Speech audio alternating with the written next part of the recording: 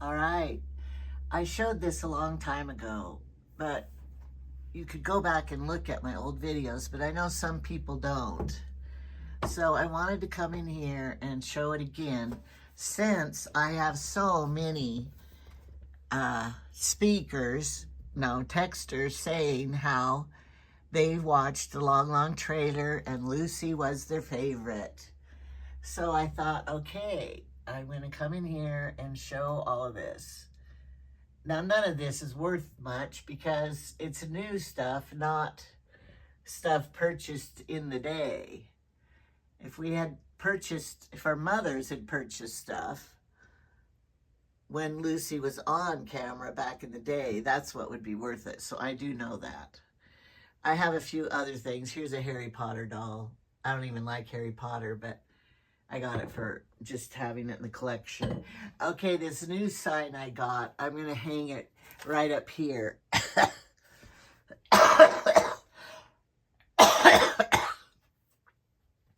This, I'm going to hang up there. I have to get a ladder. All right, here it is. Do you remember the shows that each one of these dolls is from?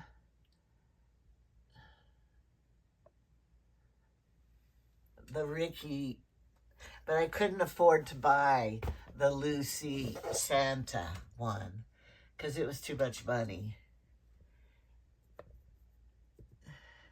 And the pink label. This one's says pink label. I'm not filming this very good, and I get a glare. Here's the matching dresses when they pull the flowers off each other's dress and stuff. That was funny. Oh, and of course, this one is the famous candy making scene. And these are supposed to be Christmas tree ornaments. I like Barbie too. These aren't Lucy stuff. Those are Barbie. Oh, here's something.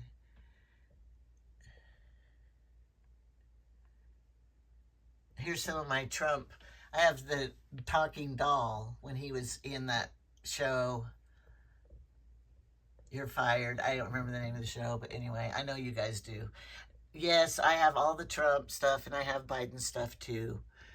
And then this one, Little Martians. Vita Vita Vegemite. There's the original doll in the box. And these my sister bought me years ago, and I never opened them. So, and my sister gave me this clock. So I wanted to show you this little collection in this bedroom. And some of you have seen my doll buggy, the little tiny one. I have this one too that matches it, but it's for that's my doll when I was a child. Okay, just wanted to show you that.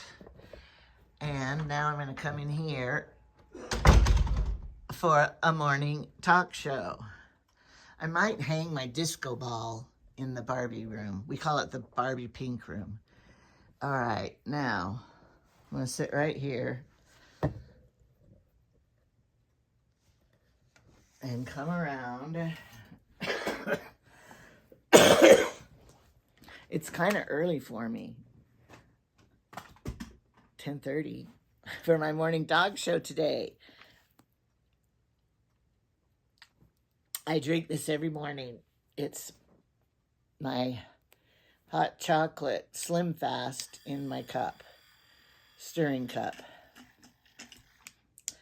And of course, this is my diet root beer for the day. My water one is, in the bathroom over there still. I didn't bring it out yet. The one I put with water and drink. All right, the thing I want to talk about today is how when I've been showing these Lucy things and the memories of the Long trailer and the good old days in our childhood, and a lot of us, so many of us had wonderful, wonderful childhoods. But I feel bad for the people who didn't have a good childhood. And there's many out there like that. And I just feel bad that we're talking how great it is when there's some people who had a miserable childhood and weren't lucky. I know Dr. Phil always said when you had a bad parents in foster care and everything, he always said something like, well, when it was time to line up to get our parents, you got in the wrong line. That's sad. And, you know, what do you say about it? Remember President Obama? He didn't have a very good childhood, I don't think, as I recall. And he had mixed parents. His dad leave, and he didn't have a dad that really raised him. But look at what he made out of himself. You know, he was president of the United States. So you can turn it around, and when you have a bad upbringing or a bad parent, you can, don't let it affect your life and turn it around. Now, that's easy for me to say because I didn't live through that. So, I just feel bad. I know at church and stuff, people would get up and talk about their ancestors, how wonderful they were, or anybody, not just in church, who tells about their ancestors and how great they were. And then here some of us are like, well, I didn't even have a good ancestor that did anything. Mine were all losers. So, somebody's texting me. Oh, it's little Macy. She wants to come over. My grandkids, there's no school on this Friday, and so they all want to come over. So they're wondering, are you going to pick us up? Yes, I am. And we have a haul to do that is just for them. So we're going to do that today, and then have a good day. Anyway, I just want to bring up this fact that I realize we weren't all lucky. It's just like the royals or anybody born into a famous people and they have everything, or they're born beautiful. You take one family and they're also talented and fortunate and beautiful all at the same time. They can sing, and they can dance, and they're cheerleaders or they're football players, and they can just do everything. Plus their daddy has money and they have all the nicest cars and and you just look at them enviously. Although I do believe even those people have some things that they're hidden behind closed doors. Let's put it that way. But it seems that it's so unfair how some people are so fortunate and others are not and got the horrible life. I was in foster care my whole life, and we had foster children for a while, and I tried to make their life better when they were with us, and I told them every day that I loved them because they needed to hear that. And it had a happy ending. They did go back to their mother and everything, and I know them now. They're grown. But if you've had a bad childhood and you don't have good memories, then turn it around and make your children have good memories. Make the children around you be happy and make your life better now as an adult. So you're not like, just like your parents were, or you're not wasting your life away. I just think, look at some of these druggies and addicts and alcoholics. They're just wasting their life away. They haven't even lived, and they, the good that they could do in the world, and instead they're just causing harm to themselves, their health, and everybody around them.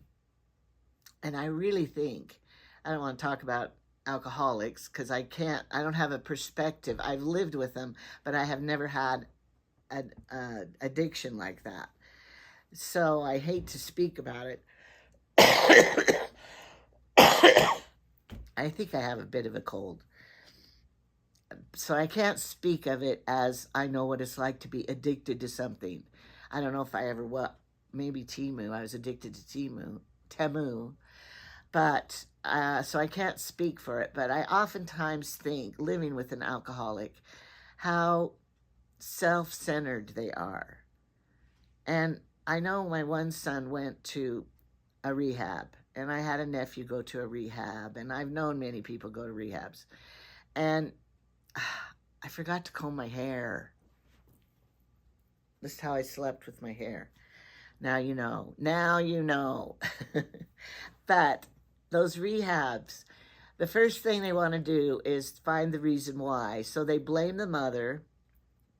They blame me. They blame, any other person in the person's life why you are an alcoholic today. And, okay, so maybe I did something wrong raising you. Okay, then. Turn it around. I'm sorry I did that. Turn it around and make yourself better. Don't just keep blaming me. But I always think, why don't they tell in rehab, you guys, addicts, are self-centered. All you're thinking about is yourself. You're not thinking about all the people you're ruining their lives and all the damage you're doing to anybody who comes near you. All the money you're wasting, all the, on and on and on. I don't even want to get into all the problems with an alcoholic and a drug addict, because we all know. And some of them end up killing themselves. They don't live very long. Doesn't matter how much money you have or what your upbringing was. They're all there. And so we need to work on ourselves if we have that problem. And consider yourself. Am I being self-centered? Think of others. And that is my little rant for today. Think of others and how you affect them. Serve others. Try to make someone else's life a little happier, as how we did when we were young and enjoying the good things in life. Think about other people. Are they enjoying life and having a good memory? That's why I have the grandkids over. I want and have fun with them, because I want them to have good memories, although they have good lives, and most of them. I have the one son that's an alcoholic, and we struggle, and I was there for his kids a lot of the times because I wanted them to have a good life. And they don't remember, I think a lot of times when people have a bad upbringing, they don't remember things. Their mind, maybe it's God's way of getting them through it. Their minds, they don't remember a lot of things. Just really bad things probably, but the everyday things they don't even remember. Don't you remember when we did that? No. Don't you remember? They block it out maybe. I don't know. I never went to college. I'm not a therapist or a psychologist, nothing like that. All I'm saying is, we all see it out there, and we don't have to go to college to be smart about certain things. All right, I have my camera turned around here, and I hope I'm in view. If I'm not, then it's a podcast radio show. So now I got to get up and push the button on the other side, that little red button. Okay, have a good day. Goodbye. It's right back here.